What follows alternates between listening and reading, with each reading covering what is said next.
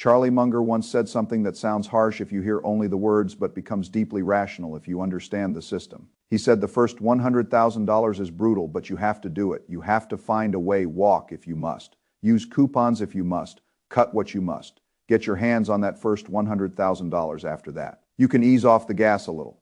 That statement is not about cruelty. It is about math. It is also about psychology.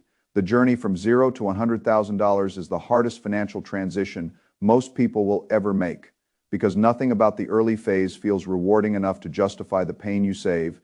You cut, you work extra, you avoid things your friends are buying, you drive the boring car, you live in the ordinary apartment, you say no to trips, dinners, upgrades, and little moments of status. Then you open the account and the number still looks small, 10,000, 20,000, 30,000, 50,000. You are making real sacrifices, but the portfolio does not yet feel powerful. That is the danger zone. Most people do not fail because the math is impossible. They fail because the first part of the math feels emotionally pointless. They get tired. They compare themselves with friends who are driving new cars on borrowed money, taking vacations on credit cards, and posting a lifestyle that looks much more rewarding than discipline. Then they break, they spend what they save, they reset the clock, they go back to zero. This is why so many people remain trapped in a permanent state of beginnings. They start saving, then stop. They start investing, then interrupt it. They build a small balance, then consume it. They never push through the initial gravity. And until you break that gravity, compounding never gets a chance to become visible. That is the first principle. The first $100,000 is hard because your capital is not yet strong enough to help you much. At $10,000, a 10% return is $1,000. That sounds fine on paper. But in real life, $1,000 spread across a year is less than $3 a day. It does not change where you live. It does not let you quit a job. It does not erase financial anxiety. It does not make the sacrifices feel obviously worth it. You may have skipped restaurants, delayed purchases, worked overtime, and argued with yourself over every expense, only to earn the equivalent of a few dollars a day from your capital. That is where the human brain rebels. The brain is not built to feel exponential growth early. It feels the sacrifice now and discounts the future reward because the reward is still tiny. So it says, why are we doing this? Why live so tightly? Why miss out? Why be the only person driving an old car? Why keep saving when the investment return barely pays for lunch?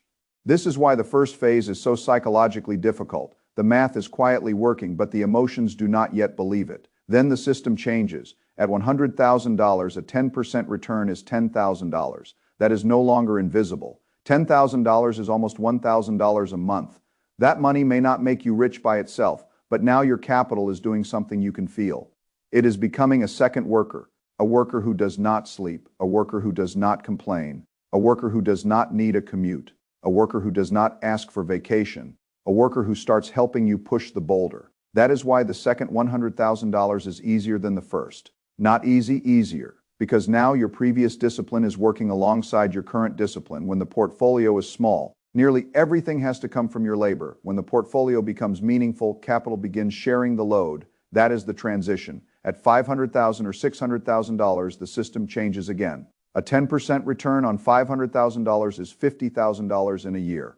At that level, the capital may produce more in one good year than many people can save from salary in several years. That is escape velocity. Escape velocity is the point where capital begins doing more of the heavy lifting than effort alone can do. But you cannot experience that if you quit at $30,000. You cannot feel the power of a large compounding base if you keep dismantling the base before it becomes large. That is why the first $100,000 is not merely a number. It is the price of admission. It is the point where the machine begins to become visible. It is the bridge from labor, only finance to capital assisted finance. And it is the part almost everyone wants to skip. But the process cannot be cheated. The first $100,000 is hard because it requires a complete destruction of the consumer identity. Most people are trained to see money as a way to buy status. A nicer car, a better apartment, better clothes, better restaurants, better photos, better proof that they are doing well. But the person trying to reach $100,000 must stop treating money as proof and start treating money as raw material. Money is not there to impress people. Money is there to build a machine. That shift is painful because ego resists invisibility. You may be getting wealthier in reality while looking poorer socially. That is an uncomfortable contradiction. Your broke friends may lease nicer cars. They may take trips you decline. They may eat at restaurants you skip. They may dress better. They may appear to be ahead. And if you judge by appearances, you may feel foolish, but if you judge by balance sheet, you are moving in the opposite direction. They are converting future labor into present image. You are converting present restraint into future freedom. Those are two completely different systems. The person who is building the first 100,000 must be willing to look ordinary while becoming extraordinary. This is hard because human beings are social creatures. We want to be seen, we want to belong, we want our peers to respect our progress, but early wealth building often provides no visible signal.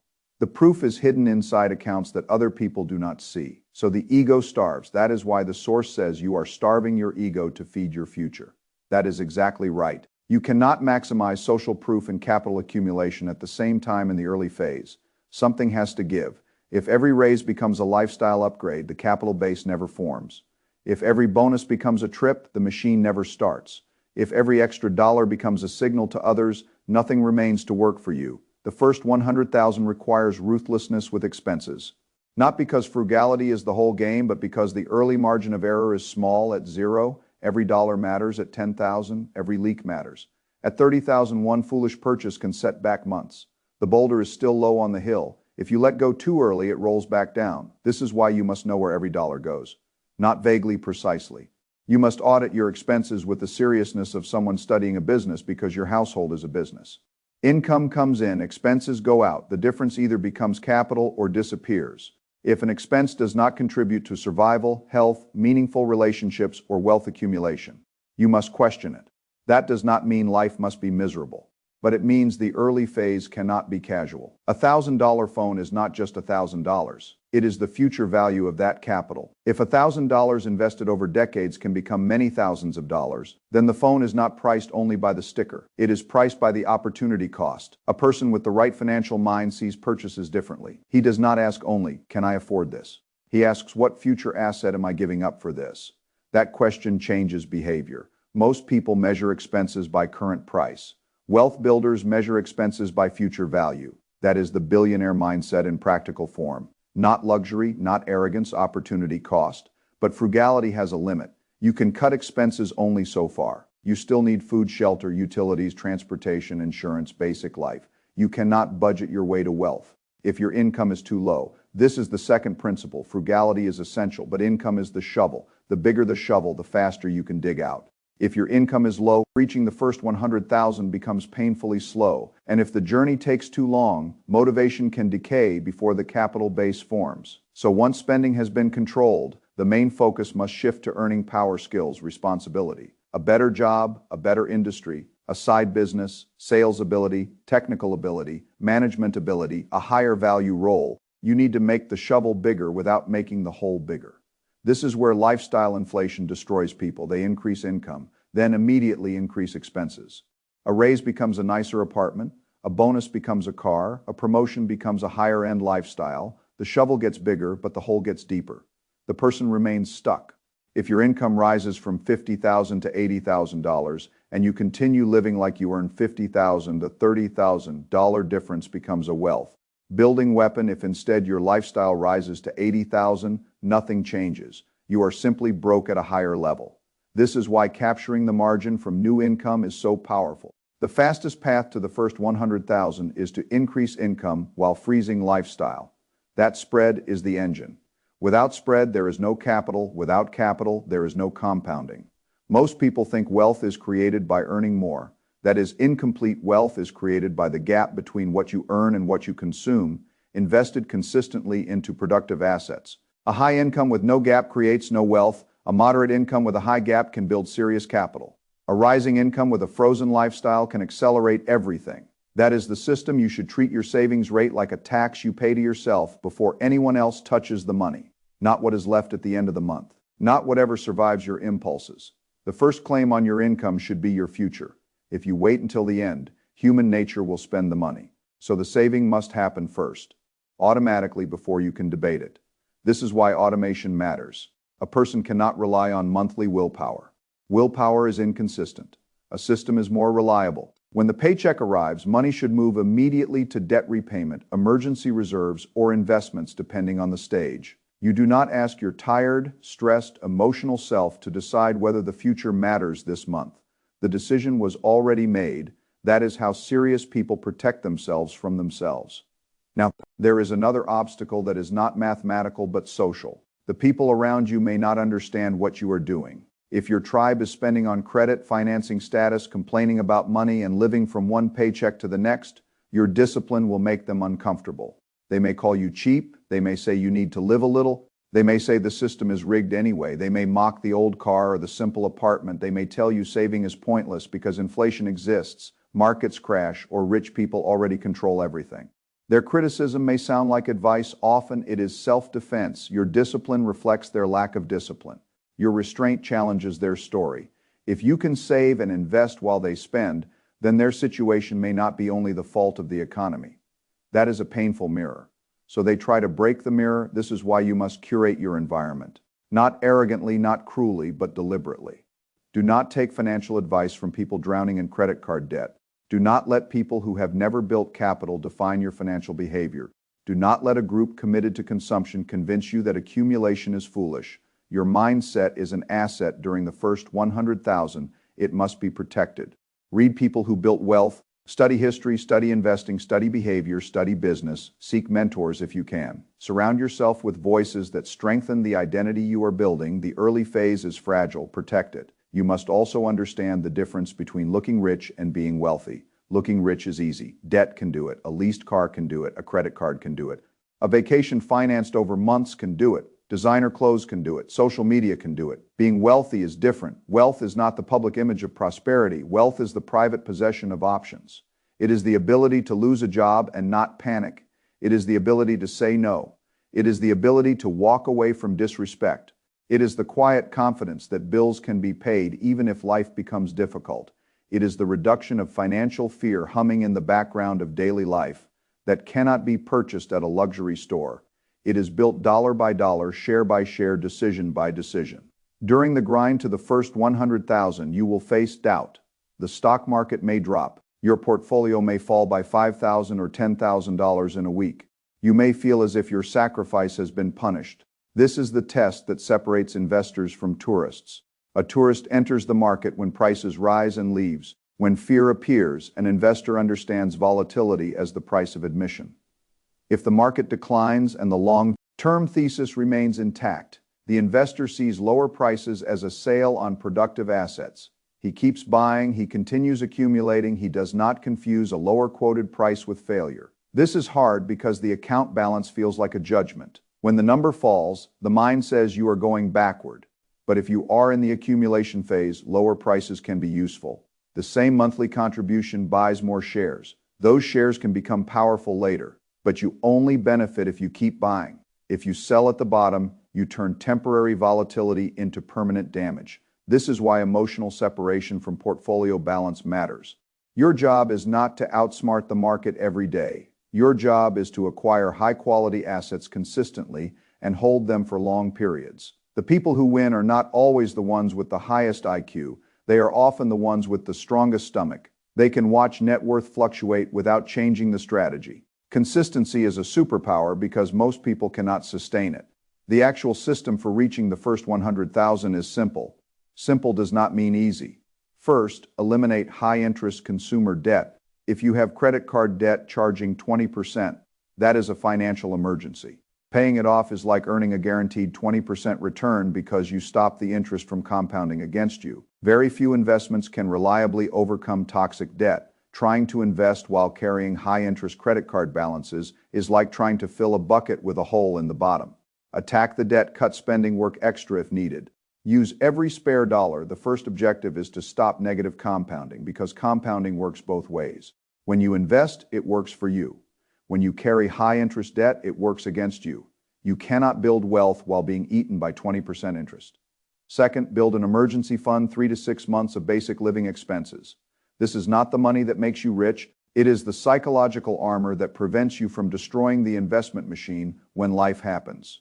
Cars break, medical bills appear, jobs disappear, family needs arise. If you have no buffer, every surprise becomes a reason to sell investments or take on new debt. An emergency fund protects the long-term plan from short-term chaos. It also gives emotional stability. A person with cash thinks differently than a person with no margin. Do not underestimate that.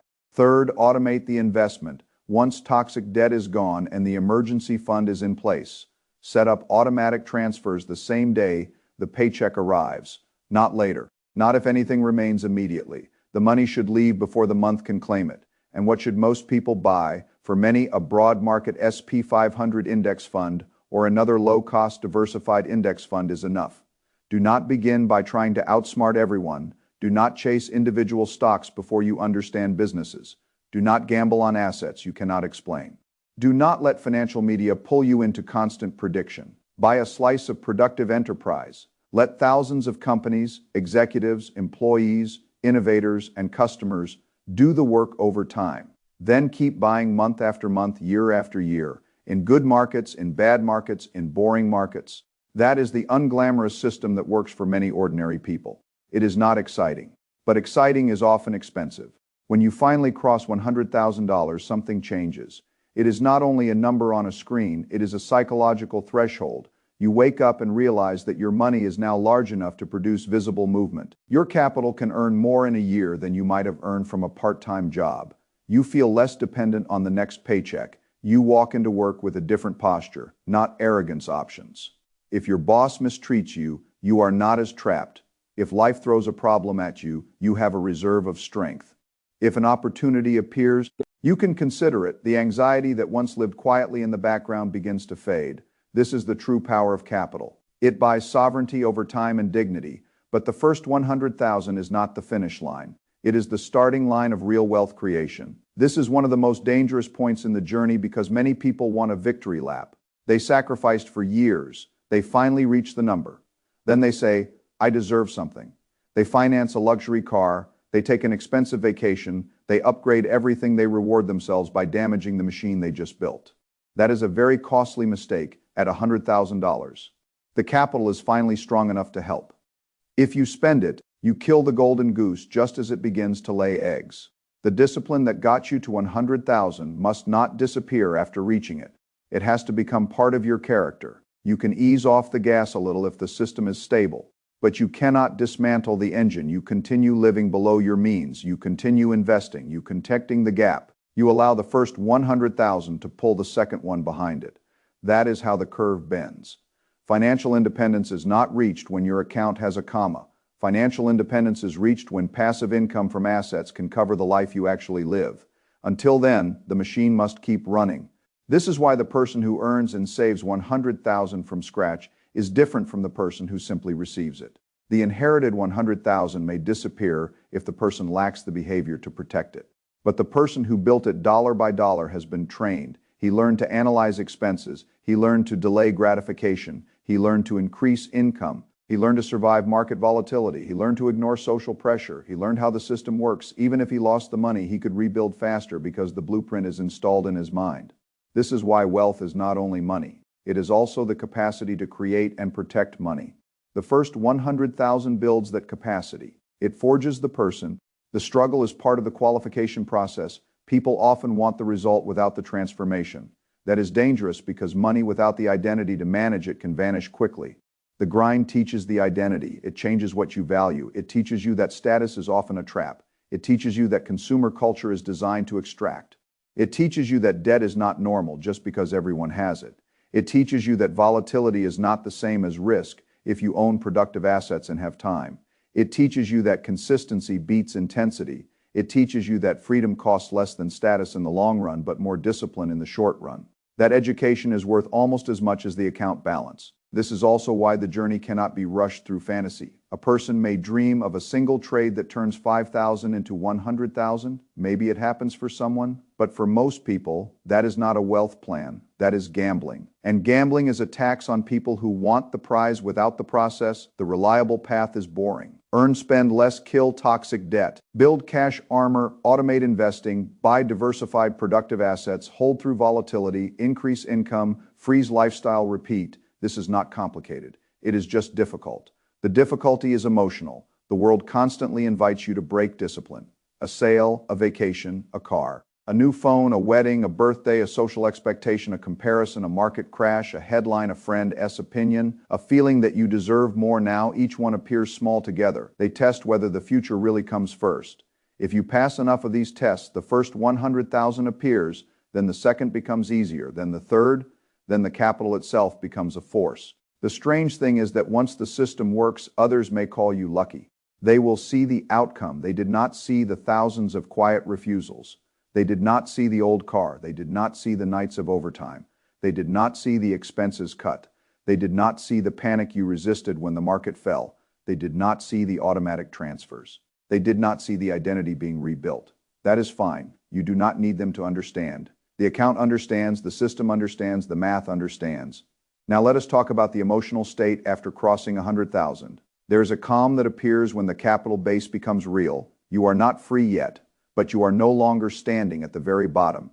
You have a financial engine. You have proof that your behavior works. You have evidence that you can do hard things for years. That evidence matters. Confidence without evidence is fragile. Confidence built from repeated discipline is durable. When you know you can build 100,000, 200,000, no longer feels impossible. The mind begins to update. You stop thinking like someone trying to escape zero. You start thinking like someone operating a capital machine. That shift is enormous, but it must be protected from complacency. The victory lap is dangerous because it reintroduces the old identity.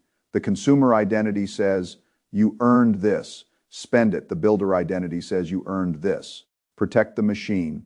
The first identity gives comfort. Now the second gives freedom later. You must choose. There is a balanced way to live. I am not saying life should become misery. I am not saying never enjoy money. But in the first phase, the priority must be capital formation. If you celebrate, keep the celebration proportional. Do not sacrifice the compounding base to reward yourself for building it. That is irrational. A modest dinner is different from a financed luxury car. A small trip paid in cash is different from draining investments. The question is always whether the machine remains intact. If it does, life can include enjoyment. If it does not, enjoyment becomes sabotage. Now let us think about the order of operations one more time. If you have high interest debt, the first 100,000 begins by stopping the bleeding debt. At 20% is a predator. It eats progress. Kill it. If you have no emergency fund, build armor. Without armor, one bad event forces you backward. If debt is controlled and cash armor exists, automate investments. Do not trust leftover money. Capture income at the source. Use broad productive assets unless you have the knowledge and temperament to do otherwise. Increase income. Keep expenses frozen. Protect the environment. Ignore status. Hold through volatility. Do not take the victory lap too early. Let the first 100,000 become the employee that helps build the next one. This is the structure. Notice what is missing. There is no need for day trading. No need for complicated predictions. No need to guess next month's interest rate. No need to impress people. No need to own the hottest asset. No need to constantly change strategies. Most wealth building for ordinary people is not a genius contest. It is a consistency contest. The person who can keep executing a simple system while others are distracted has a major advantage. That is why boredom is useful. If the system feels boring, it may be more sustainable. A boring system that compounds for decades is better than an exciting system abandoned after 3 months. The first 100,000 is the training ground where you learn that. It is where you discover whether you want freedom or only the image of success, because those are different. The image of success is available now through debt. Freedom is available later through discipline. Debt can make you look rich before you are. Discipline can make you rich before anyone knows it. Choose the second path. There is more dignity in quiet ownership than in loud consumption. There is more peace in a growing account than in a car payment designed to impress people who are also broke. There is more power in financial invisibility than in public status. And there is more freedom in compounding than in applause. This is the meaning of the first 100,000. It is not just money. It is proof that you have escaped the early stage consumer gravity. It is proof that you can create surplus. It is proof that you can protect capital. It is proof that you can let time work. It is proof that your ego is no longer the manager of your bank account. Once you have that proof, your life is different. The work is not over. But the hardest transition has been made. Now the system starts assisting you. Now the capital begins moving with you. Now the second 100,000 is no longer an impossible dream. It is a continuation. That is why Munger said to do whatever you must to get there. Not because he wanted people to suffer, because he knew that after the first 100,000, the game changes. The boulder is still heavy, but it is no longer at the very bottom. Momentum begins to matter. The machine begins to matter. The identity begins to matter. So if you are at 0, begin. If you are at 10,000, continue. If you are at 30,000, do not quit. If you are at 50,000 and tired, understand that this is exactly where many people break. If you are close to 100,000, do not sabotage yourself at the threshold. Keep pushing. The view from the other side is not only a larger balance, it is a different way of living, less fear, more options, more dignity, more confidence. A financial engine that finally begins to help, that is worth the pain. The first 100,000 is the price of admission to the game of financial independence. Pay the price, protect the machine, and do not quit before the math starts working visibly in your favor.